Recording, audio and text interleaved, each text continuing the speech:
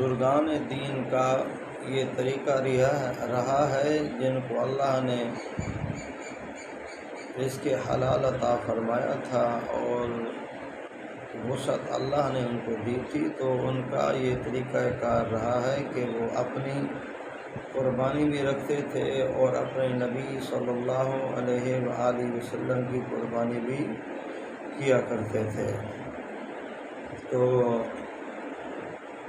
حضرت مولانا سعید احمد پالن پوری رحمہ اللہ وہ فرماتے ہیں کہ میں ہر سال اپنی قربانی بھی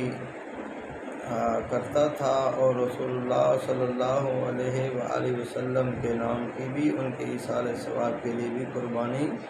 کرتے تھے۔ وہ فرماتے ہیں میں 3 دن قربانی کرتا تھا۔ وہ فرماتے ہیں کہ ہم 3 دن قربانی کرتے تھے، پہلا دن، دوسرا اور تیسرا۔ اور میں ایک دن میں قربانی رسول اللہ صلی اللہ علیہ وسلم کے نام کی کرتا تھا اور دوسرے دن ایک دن اپنے نام کی اور ایک دن اپنی بیوی کے نام کی قربانی کرتے تھے۔ تو یہ بزرگان دین اور اہل اسلام کا یہ طریقہ رہا ہے کہ وہ اپنی قربانی کے ساتھ ساتھ جن کو اللہ نے رزق حلال عطا فرمایا ہے تو وہ رسول اللہ صلی اللہ علیہ وآلہ وسلم کے نام کی بھی قربانی کیا کرتے تھے۔ تو اللہ نے جن کو وسعت دی ہے، اللہ نے رزق حلال عطا فرمایا ہے،